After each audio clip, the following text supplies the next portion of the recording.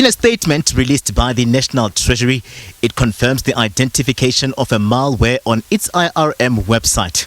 South Africa joins countries like the US, Europe and Asia that have been exposed to the attack that has affected about 400 companies. Toby Shepshak is a tech expert and explains the hack. So what's happened is another confirmation of the vulnerability of all computer systems to cyber attacks, and Microsoft, being the largest software manufacturer in the world, is obviously one of the biggest targets.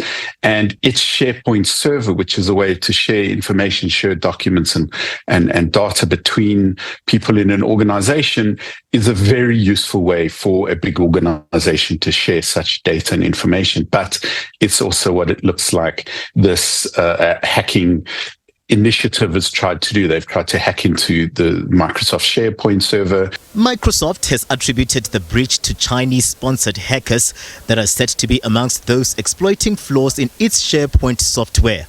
However, Beijing has denied this. Nicola Merson is an IT web correspondent and says it's a race against time to resolve this cyber attack, which she says, if prolonged, would have a dire impact on the countries affected and their economies. Microsoft is doing everything they can to roll out patches to shut it down and to get ahead of it. And that's all they can really do, is get the software out there and make people aware that you need to install the software. There are quite a few other security sites that are recommending very technical changes that can be made to help protect. So, and Microsoft is also working with the US government, part of the defense agency, the cyber guys. So there's only so much that can be done. I have no idea, and I don't think anybody does yet, the financial fallout of this, although billions are lost every day because of viruses and malware around the world in any event. Despite the security breach, the National Treasury has assured the public that it remains fully functional. It has confirmed that all systems and websites continue to operate normally without any disruption. Mawson says, with the cyber uncertainty, the government has been cautioned to pay attention to its ICT infrastructure, with companies also advised to consider taking up cyber insurance. Every single entity out there that uses SharePoint will be at risk. And the only thing you really can do is to make sure that you keep your ICT house in order. Make sure you have the correct software, the correct antivirus, the correct anti-malware.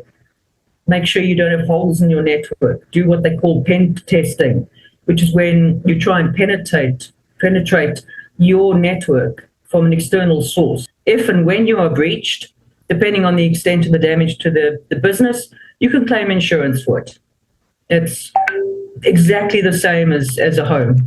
The public has also been cautioned to tread carefully online, with some vulnerabilities noted. There's something called Linen Typhoon, which focuses on stealing intellectual property from government, defense, and human rights organizations. There's Violent Typhoon, which targets NGOs, think tanks, and sectors like health and finance. And then there's Storm 2603, which uses these same vulnerabilities to steal encryption keys. The hope is for the cyber attack to be contained sooner, described as a high-urgency threat, with SharePoint said to have a deep integration with Microsoft platforms, including their services like Office, Teams, OneDrive and Outlook, which has all the information valuable to an attacker. Katlego Logodi, SABC News in Johannesburg.